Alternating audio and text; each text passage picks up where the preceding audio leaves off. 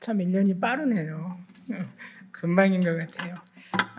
우리 한번 인사 나눴으면 좋겠습니다. 오른손을 이렇게 드시고 따라하십시오. 나도 하, 너도 하, 우리 모두 하. 하가 무슨 뜻이래? 우리 모두 하. 하가 무슨 뜻이라고 그랬죠? 오라는 뜻입니다. 나도 5사람 하, 너도 5사람 하, 우리 모두 5사람 555명. 이거는 우본 선교 명령이라고 했습니다. 기억해 주시기 바랍니다. 네, 태국을 위해서 기도해 주실 때마다 하하하 웃는 기도가 나왔으면 좋겠습니다. 예배 전에 잠깐 기도를 하는데 앞에 찬양하신 우리 양 집사님이 이런 찬양을 하시더라고요.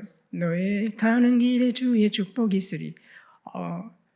기도하는데 그 소리가 들려가지고 마음 뭉클했어요. 처음에 제가 파송했을 그때가 연상이 되더라고요. 감사하게 오늘 설교 전에 그 찬양을 안 해서 얼마나 다행인지 몰라요. 그 안에서 눈물이 펑펑 나왔을 것 같은데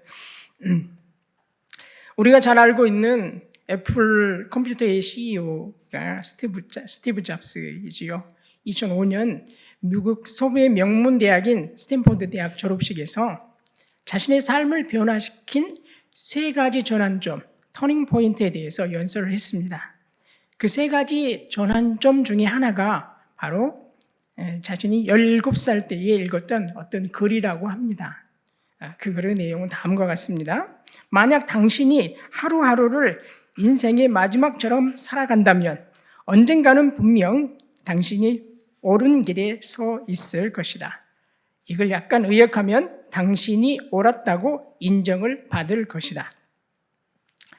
그는 이 글에 감동을 받고 그 후 50살이 되기까지 33년 동안을 매일 아침마다 거울을 보면서 자신에게 이렇게 묵건했다고 합니다.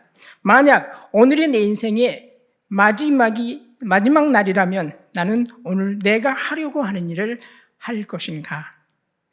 그러게 묻고 나서 그 질문에 아니오라는 대답이 나온다면 다른 것을 해야 한다는 것을 깨달았다고 합니다. 그래서 그는 이렇게 말합니다. 나는 내 인생의 중요한 순간마다 내가 곧 죽을지도 모른다는 사실을 마음에 새기고 살았던 것이 내 자신의 삶을 변화시키는 커다란 원동력이 되었다라고 말이죠. 그래서 오늘 설교 말씀의 부제목이요, 곧 죽을 것처럼 살아라입니다. 우리 옆 사람에게 이렇게 한번 얘기해 보시기 바랍니다. 곧 죽을 것처럼 사세요. 네, 가슴이 뜨끔하지요? 저는 제 자신이 죽는 날, 즉 생의 마지막을 생각하면 왠지 가슴이 설레이고요. 그리고 기대가 됩니다. 왜냐하면 하나님과 하나님의 나라 천국이 저를 기다리고 있기 때문입니다. 여러분들도 그러시죠? 네. 7절 말씀에 만물의 마지막이 가까웠으니 라고 했습니다. 만물의 마지막은 세상의 끝을 말합니다. 여러분, 세상에 끝이 있답니다. 하나님의 말씀에 분명히 세상이 끝이 있답니다. 그날은 주의 재림, 곧 주 예수 그리스도께서 온 세상을 심판하시기 위해 이 땅에 다시 오시는 날입니다. 이 마지막 날, 세상의 끝은 그리스도의 초림으로부터 시작해서 언제든지 일어날 수 있는 역사적인 사건입니다. 역사적 사건. 그러므로 2000년 전부터 오늘에 이르기까지 계속해서 마지막입니다. 그래서 우리는 오늘 이 순간에도 언제 끝날지 모르는 마지막을 살아가고 있습니다. 특별히 고난의 때가 되면 만물의 마지막, 주의 재림을 더욱더 사모하게 되고 기다리게 되는 것을 보게 되지요. 베드로전서는 베드로가 네로 황제의 받기 직전에 기록한 편지로 당시 이 편지를 받아본 흩어져 있는 그리스도인들은 지금 네로 황제의 박해로 인해서 마지막을 살아가고 있었습니다. 실제로 많은 그리스도인들이 사자에 찢겨 죽고 십자가에 매달려 죽고 불에 태워 죽었습니다. 이처럼 초대교회의 성도들은 언제 죽을지 모르는 마지막을 살아가고 있었습니다. 당시 그리스도인들은 예수님 때문에 마지막 날에 있을 불심판은 피할 수 있었지만 예수님 때문에 세상에서 마지막을 살아가면서 다가오는 불시험을 피할 수는 없었습니다. 이 말이 이해가 되시죠? 네. 그들에게 마지막은 오늘이었고 삶의 순간순간이었습니다. 그러니 주의 재림을 더욱더 사모하고 기대하며 기다리는 것입니다. 베드로는 베드로전서에서 불시험 가운데 고통하며 신음하면서 마지막을 살아가고 있는 성도들에게 위로와 권면의 말씀을 전합니다. 그것은 첫째, 피할 수 없으면 즐겨라입니다. 왜냐하면 고난은 잠깐이고 영광은 영원하기 때문입니다. 이 말을 다시 풀어서 말하면 이렇습니다. 순간의 삶에 목숨 걸지 말고 영원히 살 것처럼 살아라 라는 말입니다. 그래도 그렇죠. 불시험을 즐기라니요. 아멘 하기 어렵지만 그럼에도 불구하고 불시험을 즐길 수 있는 믿음을 가지시는 저와 여러분들이 되시기를 주님의 이름으로 축원합니다. 그리고 둘째는 곧 죽을 것 같이 살아라입니다. 오늘이 마지막이고 내일은 없다고 생각하면서 살라라는 말입니다. 이것도 상식을 초월하는 삶이지만 그럼에도 불구하고 이렇게 사시는 저와 여러분들이 되시기를 주님의 이름으로 축원합니다. 그동안 만물의 마지막, 즉 종말신앙은 이단들의 전유물로처럼 여겨졌습니다. 이단들은 스스로 주님이 재림하시는 날짜를 정하고 오실 주님을 계속해서 기다려왔습니다. 그러나 주님은 아직도 오시지 않았습니다. 이 때문에 이단들은 우리에게 종말신앙에 대한 부정적인 인식을 심어주었습니다. 그래서 오늘날 교회 안에서는 종말신앙을 기피하는 기이한 현상이 일어났습니다. 우리는 이단으로 인하여 퇴색해버린 종말신앙을 다시 되찾아야 합니다. 왜냐하면 주님이 언제 다시 오실지는 모르지만 반드시 속히 오실 것이기 때문입니다.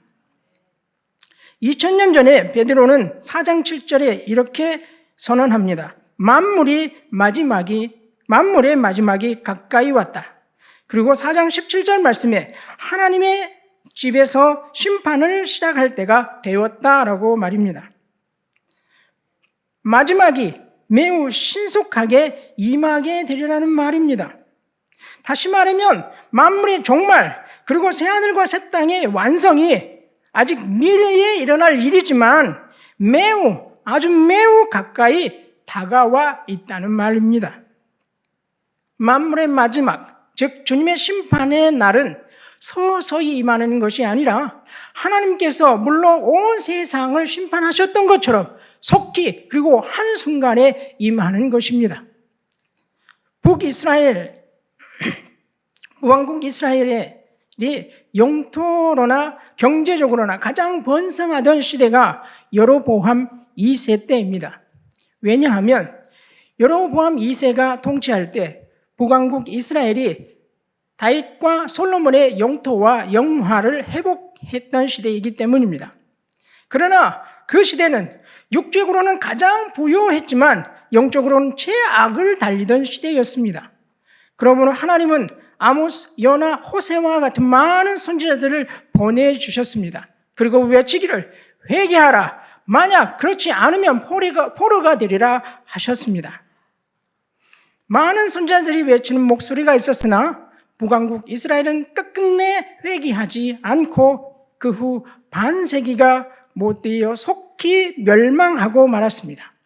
부흥의 시대에 그 어느 누구도 심판을 생각할 수 없었습니다. 그러나 그들의 멸망은 순식간에 찾아왔습니다. 노아 시대는 어떻습니까? 온 세상이 물이 잠기기까지 40일밖에 걸리지 않았습니다. 소돔과 고모라는 하룻밤 사이에 멸망했습니다. 베드로후서 3장 17절에 말씀에 의하면 다가올 심판에 물질이 뜨거운 물에 녹아버릴 것이라고 했습니다. 다가올 심판은 얼마나 시간이 필요하겠습니까? 하룻밤도 아닌 한순간이면 충분합니다. 무엇보다도 온 세계에 복음이 증거되지 않는 나라가 한 나라도 남아있지 않습니다. 여러분, 눈 깜짝할 사이에 우리는 하나님의 심판을 경험할 수 있습니다. 그런가 하면 아무리 건강한 사람이라 할지라도 그 한 사람의 수명도 한순간이면 끝이 날 수 있습니다. 우리 인생의 마지막 날도 순간에 찾아올 수 있습니다. 그러므로 한순간에 주님이 오시든지 아니면 한순간에 우리가 주님께 가든지 할 것입니다. 성경은 주 예수 그리스도께서 언제 다시 오실지 모르지만 도적같이 오신다고 말씀합니다. 그리고 마태복음 24장 27절 말씀에는 인자가 번개같이 임하리라고 말씀합니다. 그러므로 마지막에 끝을 살아가고 있는 우리가 어떠한 자세로 살아가야 하겠습니까? 마태복음 24장 42절에서 44절 말씀은 이렇게 말씀합니다. 그러므로 깨어있으라. 어느 날에 너희 주가 임하는지 너희가 알지 못함이니라. 너희도 아는 바니 만일 집주인이 도둑이 어느 시각에 올 줄을 알았더라면 깨어있어 그 집을 뚫지 못하게 하였으리라. 이러므로 너희도 준비하고 있으라. 세상 생각하지 않는 때에 인자가 오리라. 이러므로 너희도 준비하고 있으라. 생각하지 않는 때에 인자가 오리라. 고린도전서 10장 11절 12절 말씀에는 이렇게 말씀합니다. 저희에게 당한 이런 일이 거울이 되고 또한 말세를 만난 우리의 경고로 기록하였느니라. 그런즉 선줄로 생각하는 자는 넘어질까 조심하라. 오늘 설교가 마지막 설교라고 한다면 제가 대충 준비할 수 있겠습니까? 이번 주일이 마지막 예배라면 적당히 예배 드릴 수 있겠습니까?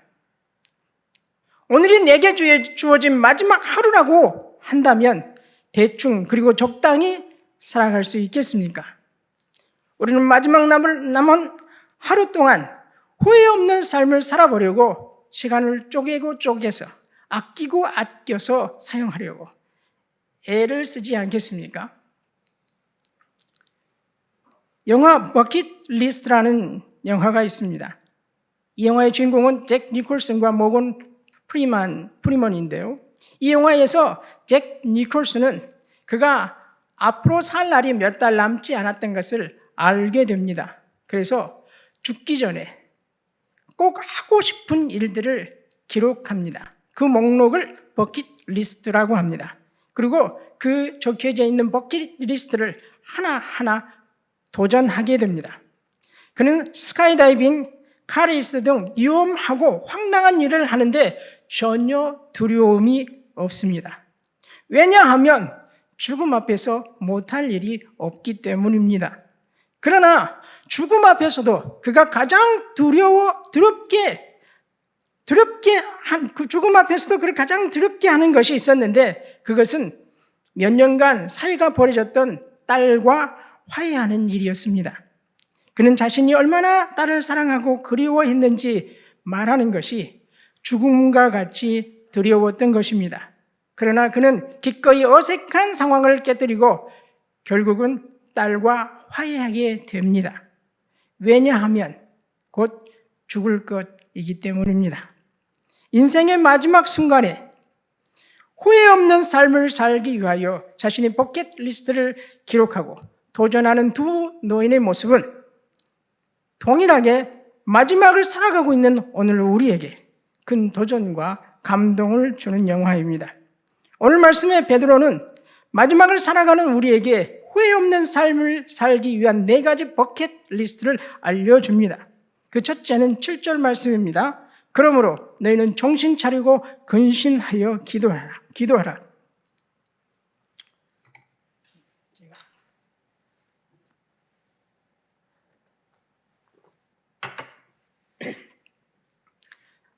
제가 날마다 깨어서 기도할 수밖에 없도록 하는 한 영화가 있습니다. 그 영화의 제목은 신이 보낸 사람입니다. 이 영화는 북한에서 예수를 믿는 한 일가족의 이야기를 담고 있는 실화입니다. 이 영화는 주인공 초로와 그의 아내가 정치범으로 몰려서 수용소에서 고문을 받는 장면으로부터 시작합니다. 초로의 아내는 고문을 받으면서 시편 23편 말씀을 묵상합니다. 여호와는 나의 목자시니 내가 부족함이 없으리로다. 내가 사망의 음침한 골짜기를 다닐지라도. 죽음의 문턱에서 서 있는 초로의 아내의 시편 23편의 진정한 묵상은 이렇습니다.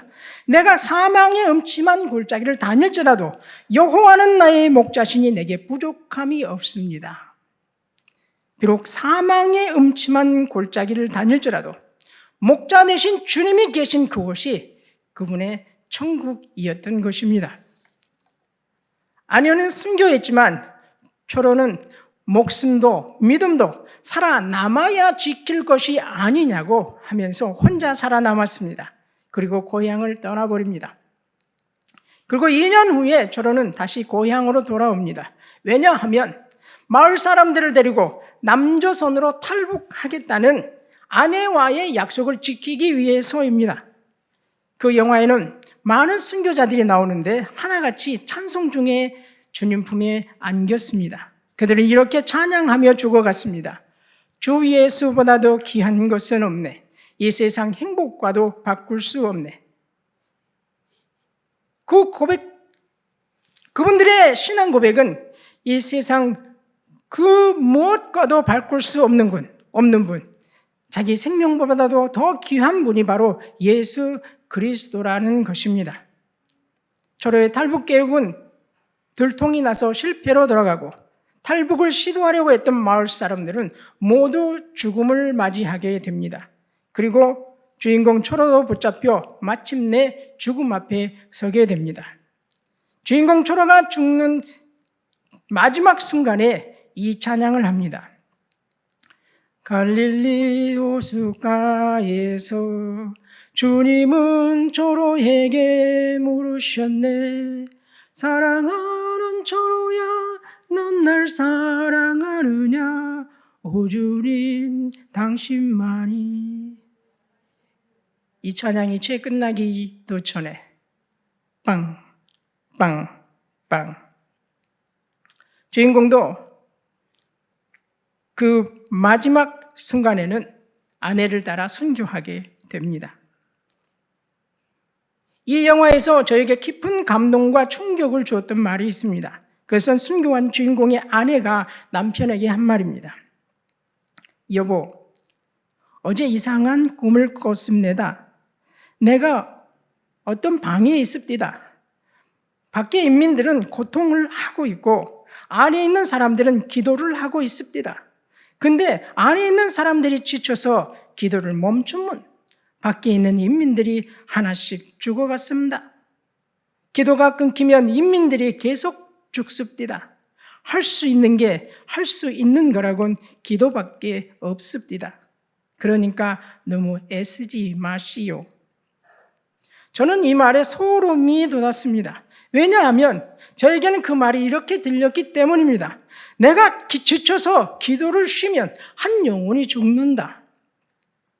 저는 새벽마다 기도할 때면 하나님께서 저에게 맡겨주신 한 영혼의 이름을 불러가며 기도하고 있습니다. 그런데 돌이켜보면 제가 기도를 쉬는 날도 많이 있지만 제가 기도를 쉬면 한 영혼이 죽는다는 그 생각에 기도를 쉴 수가 없습니다. 그리고 저에게 줬던 또 하나의 교훈은 할 수 있는 거라고는 기도밖에 없습니다. 그러니까 너무 애쓰지 마시오. 너무 애쓰지 말고 오히려 쉬지 말고 열심히 애써서 기도하라는 말입니다. 왜냐하면 우리의 수고와 열심으로는 한 영혼도 구원할 수 없기 때문입니다. 지금 우리가 할 수 있는 일은 기도밖에 없습니다. 여러분 너무 애쓰지 마십시오. 그러나 애써 기도하십시오. 마지막에 끝을 살아가고 있는 우리가 더 힘써서 해야 할 것이 바로 기도입니다. 고난의 때에 사람들은 하나님을 찾습니다. 우리나라가 IMF로 망해가고 있을 때 교회에는 영적으로 부흥했던 기억이 있습니다. 그래서 나라가 회복되고 교회가 회복되는 은혜를 경험했습니다. 이처럼 우리에게 위기는 항상 기회였습니다. 그러나 지금 나라가 망해가고 있는데 코로나로 인하여 교회가 함께 망해가고 있는 느낌이 들어 안타까울 뿐입니다. 왜냐하면 하나님의 백성이 새벽을 깨워 함께 모여서 나라와 민족을 위해서 부르짖어 기도해야 하는데 교회마다 새벽 기도의 문을 닫힌 지 오래이고 심지어 정기 예배 자체도 제한되어 있기 때문입니다. 예배를 드려도 마치 예배를 해치우는 것 같은 기분이 저만의 느낌일까요? 베드로는 임박한 대환란을 앞두고 있는 흩어져 있는 성도들에게 이렇게 권면합니다. 정신 차리고 근신하여 서로 기도하십시오 라고 말입니다. 이 말은 기도할 수 있는 환경에서도 마땅히 기도할 것이지만 기도할 수 없는 상황에서도 기도하라는 말입니다. 그리고 이 말은 예전과 같이 성전에 모여서 편안하게 기도할 수 없을 수도 있다는 말입니다. 오늘 우리도 현실을 직시해야 합니다. 교회에 모일 수 있을 때는 모여서 힘써 서로 기도할 것입니다. 그리고 교회에 모일 수 없을 때는 하나님 앞에서 1대1로 나아가서 교회와 나라를 위하여 그리고 서로를 위하여 힘써 기도할 것입니다. 저는 오전 5시 30분에 일어나서 2시간 동안 말씀을 묵상하고 기도합니다. 그리고 7시 30분부터는 온 가족이 한데 모여 가정 예배를 드리고 있습니다. 그런데 이렇게 훈련된 저도 어떤 날에는 경건의 시간을 갖지 못할 때가 있답니다. 그러나 교회에서 새벽 예배를 드릴 때는 빠지는 일이 없습니다. 그래서 혼자보다는 함께하는 것이 쉽고 서로 힘이 되는 것 같습니다. 아둘람 교회가 예배 가운데 열심히 기도하는 모습이 참으로 아름답습니다. 그러나 여기에 만족하지 마시고 더 많이, 더 자주, 더 힘써 기도하는 교회가 되었으면 좋겠습니다. 모임을 가질 때 말씀을 나누고 삶을 나눌 것이지만 뜻을 모아 열심으로 기도하시기 바랍니다. 그리고 할 수만 있다면 모든 성도들이 매일처럼 새벽을 깨우는 교회가 되었으면 좋겠습니다. 코로나로 인하여 큰 교회는 모임 자체가 허용이 되질 않았지만 아들람 교회는 교회가 작다는 이유로 그동안 정부의 모든 규제를 피해 그나마 어느 정도 예배를 드리고 기도를 할 수 있었습니다. 그래서 저도 함께 예배를 드리고 기도를 드릴 수 있어 감사했습니다. 지금은 작은 교회 성도들이 살아나야 할 때입니다. 작은 불씨로 큰 불을 일으켜야 합니다. 그래서 온 교회가 깨어 기도해야 합니다. 우리는 기도로 우리의 가정을, 일터를, 나라를 하나님께 맡겨야 합니다. 할 수만 있다면 금식하며 깨어서 기도해야 합니다. 왜냐하면 우리가 할 수 있는 일이 아무것도 없기 때문입니다. 그렇다고 직장도 가정도 모든 것을 내려놓고 기도원에 들어가서 기도만 하라는 말이 아닙니다. 교회에서 함께 모여 기도하는 것입니다. 교회는 기도하는 집입니다. 두 번째 버킷리스트는 8절 말씀입니다. 무엇보다도 뜨겁게 서로 사랑할지니 사랑은 허다한 죄를 덮느니라.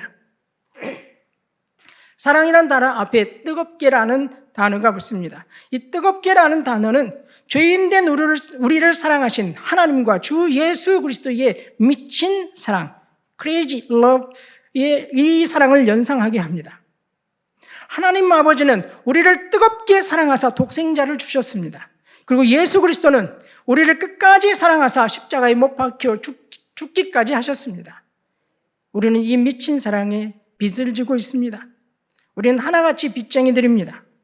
우리가 어떻게 하면 이 빚을 갚을 수 있겠습니까? 그것은 이 미친 사랑으로 형제를, 가족을, 이웃을 사랑하는 것입니다.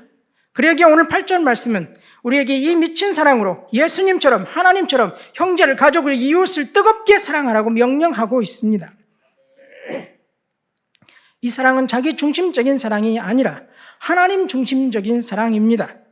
인간의 열심이 아니라 우리가 성령에 의지하여 하나님의 열심으로 사랑하는 것입니다. 내가 사랑할 수 있어서 사랑하는 것이 아니라, 내가 사랑해야 하기 때문에 사랑하는 것이 아니라 하나님이 바라고 원하시기 때문에 사랑하는 것입니다. 혹시 우리 가운데 지금 이 말씀 앞에 곧바로 순종해야 할 사람이 기억나시는 분이 계십니까?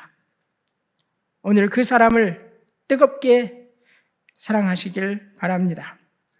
왜냐하면 혹시 나에게나 그 사람에게 내일이 찾아오지 않을 수도 있기 때문입니다.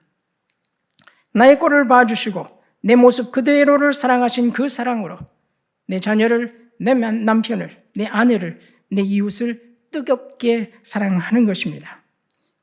이것은 죄를 감추거나 죄를 옳다고 인정하라는 말이 아닙니다. 그리고 죄를 대속한다는 말은 더욱더 아닙니다. 왜냐하면 주님만이 우리 죄를 대속하시는 분이시기 때문입니다. 그것은 다른 사람이 저지른 모든 과실을 눈 감아준다는 말입니다. 다시 말하면 하나님께서 우리의 죄를 용서하듯이 우리가 다른 사람의 죄를 용서한다는 말입니다. 다른 사람의 죄를 용서한다는 것은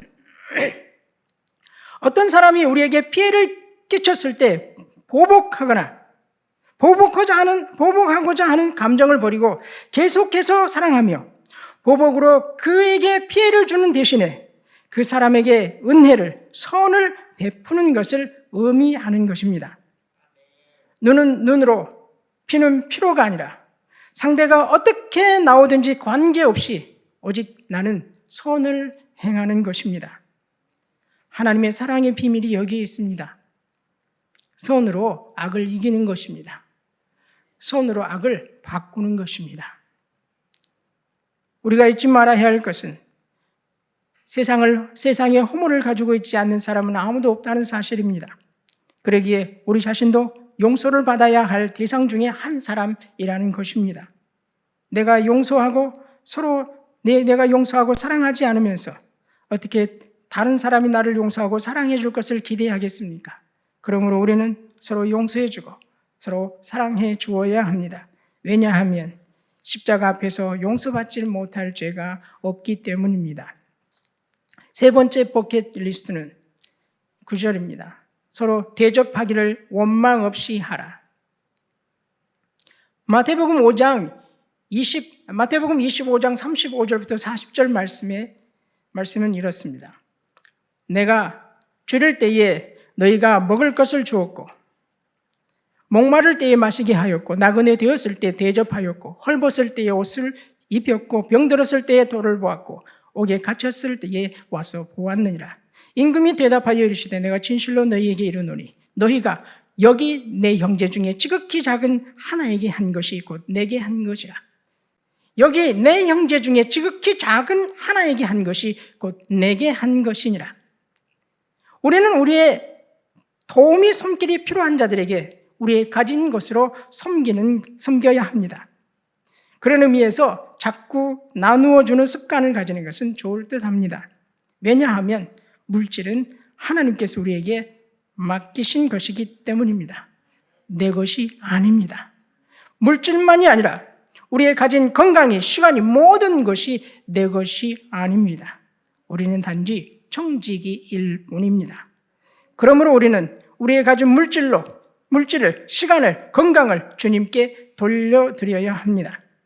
우리가 그러한 마음으로 섬기다가 부지 중에 예수님을 대접할 수 있습니다. 아니, 모든 사람을 예수님을 섬기듯이 섬겨버리는 것입니다. 우리의 가진 것으로, 물질로, 수고로, 시간으로, 힘으로, 능력으로, 지식으로 다양한 방법으로 섬길 수 있습니다. 이렇게 하는 것은 주님을 대접하는 것입니다. 그러니 주님을 대접하는 마음으로 섬기시면 되는 것입니다. 특별히 믿음의 형제들을 더욱 힘써 섬기시기 바랍니다. 가끔은 밥을 사 먹으라고 토스도 해주고 커피 쿠폰을 쏘는 그런 재치도 필요합니다. 형제를 사랑하는 것이 하나님을 사랑하는 것입니다. 이웃을 사랑하는 것이 하나님을 사랑하는 것입니다. 네 번째 버킷리스트는 10절 말씀입니다. 각각 은사를 받은 대로 하나님의 여러 가지 은혜를 맡은 선한 청지기 같이 서로 봉사하라. 하나님께서 주님의 교회를 세우시기 위해 성도들 각 사람에게 은사를 주셨습니다. 그런데 어떤 사람은 이렇게 생각할 수도 있습니다. 저는 아무런 재능이 없어요. 저는 무슨 은사를 가지고 있는지 몰라요. 하나님께서 주시는 은사는 정말 종류가 다양하고 여러 가지 유형이 있습니다. 그러므로 목사님의 도우심을 받으면 됩니다. 목사님은 성도들이 하는 것을 보면 그 성도가 무슨 은사를 가지고 있는지 알 수 있습니다. 저는 목사 선교사로서 가르치는 은사를 가지고 있으며 학습된 은사로 행정의 은사를 가지고 있습니다. 그리고 타고난 은사로는 부지런함이 있습니다. 그리고 개별적인 은사로는 방언의 은사를 가지고 있습니다. 각 사람의 은사는 갑자기 드러나는 것이 아닙니다. 섬기는 가운데서 발견되는 것입니다. 그러므로 자신이 가진 은사를 알기 위해서는 여러 가지로 섬기는 일을 해봐야 아는 겁니다. 그러면 자신이 무엇을 잘할 수 있는지, 그리고 무엇으로 잘 섬길 수 있는지를 깨닫게 됩니다. 그 잘하는 그것이 은사이고, 그 받은 은사로 주님의 교회를 섬기고 이웃을 섬기면 되는 것입니다. 만약에 가르치는 은사가 없는 사람이 목사가 되거나 선교사가 되거나 교사가 되면 말씀을 듣는 성도들이 얼마나 힘들어 하시겠습니까? 만약에 행정의 은사가 없는 사람이 교회 살림을 맡아서 섬기게 되면 교회가 잘 돌아가지 않고 삐그덕거리는 소리가 들리지 않겠습니까? 그러므로 교회를 위하여 그리고 자신을 위하여 각 사람이 가진 은사가 무엇인지 분명히 아는 것은 정말 중요합니다. 왜냐하면 하나님께서 주님의 교회를 세우시기 위해 은사를 각 사람에게 골고루 다양하게 주셨기 때문입니다. 그리고 그렇게 각 사람이 자신의 은사를 따라서 교회를 잘 섬기게 되면 교회가 건강한 교회가 되는 것입니다. 주님의 교회를 건강하게 만드는 일이 선한 청지기가 감당해야 할 사명입니다. 예배를 드릴 때도 목사님께서 처음부터 끝까지 인도하는 것이 아니라 각 사람이 은사를 따라 예배를 맡아 섬김으로 모든 성도들이 예배의 구경꾼이 아니라 예배에 참여하는 자가 되어야 합니다. 아둘람 교회가 하고 있는 그리고 앞으로 해야 하는 수많은 사역들이 있습니다. 여러분 어느 사역이든 함께 할 수 있습니다. 아니면 여러분이 은사를 따라 새로운 사역을 개척할 수도 있습니다. 여러분의 은사를 통해서 주님의 교회가 건강해지고 다른 사람들의 삶이 놀라운 변화를 줄 수 있습니다. 여러분께서 축복의 통로가 되는 것입니다. 통계에 의하면 이 지구촌에서 전쟁, 자연재해 그리고 여러 가지 환란으로 인해서 한 해에 무려 200만 명이 넘는 사람이 죽어간다고 합니다.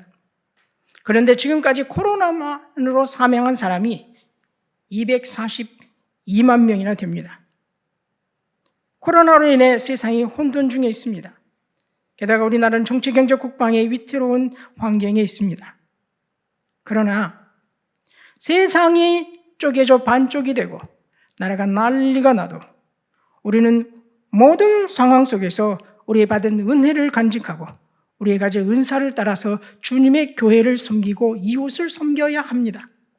내가 아니라 주님의 교회가 잘 되고 이웃이 잘 되는 게 우리가 감당해야 할 청지기적인 사명인 것입니다. 말씀을 맺고자 합니다. 우리들은 마치 시한부 인생을 사는 것과 같습니다. 왜냐하면 우리의 인생의 수명은 제한이 되어 있어 우리가 주님께 가든지 아니면 마지막 심판날에 우리 주님이 다시 올 것이기 때문입니다. 우리는 이래도 죽고 이래도 끝나고 저래도 끝나는 인생을 살고 있습니다. 우리가 시한부 인생을 살고 있다면 이제 마지막을 어떻게 살아야 후회 없는 삶을 살아갈 수 있겠습니까? 4가지 버킷 리스트가 있습니다. 첫째, 우리는 깨어 기도하며 교회를, 가정을, 나라를 하나님께 맡겨야 합니다. 왜냐하면 우리가 할 수 있는 일이 아무것도 없기 때문입니다. 둘째, 우리는 하나님과 주 예수 그리스도의 미친 사랑으로 자녀를, 형제를, 남편을, 아내를, 이웃을 뜨겁게 사랑해야 합니다. 손으로 악을 이기는 것입니다. 그리고 손으로 악을 바꾸는 것입니다. 셋째, 우리의 도움이 필요한 사람들을 찾아 우리의 가진 것으로 대접하며 섬겨야 합니다. 이웃사랑이 곧 하나님 사랑입니다. 넷째, 우리는 우리의 받은 은혜를 간직하고 우리의 가진 은사를 따라 교회를 섬기고 이웃을 섬겨야 합니다. 어떻게 말입니까? 곧 죽을 것처럼 말입니다. 여러분, 죽을 때까지 이렇게 사시기 바랍니다. 우리가 이렇게 마지막 날을 살아갈 때 하나님이 영광을 받으실 것입니다. 그리고 마지막 날에 우리도 하나님의 영광에 참여하게 될 것입니다. 성도 여러분, 하나님과 영원한 하나님 나라 천국이 여러분들을 기다리고 있습니다. 오늘 나눔 이렇게 주보에 나와 있지요. 주보에 있는 내용들 이렇게 나눠보시고 하셨으면 좋겠습니다. 기도하겠습니다.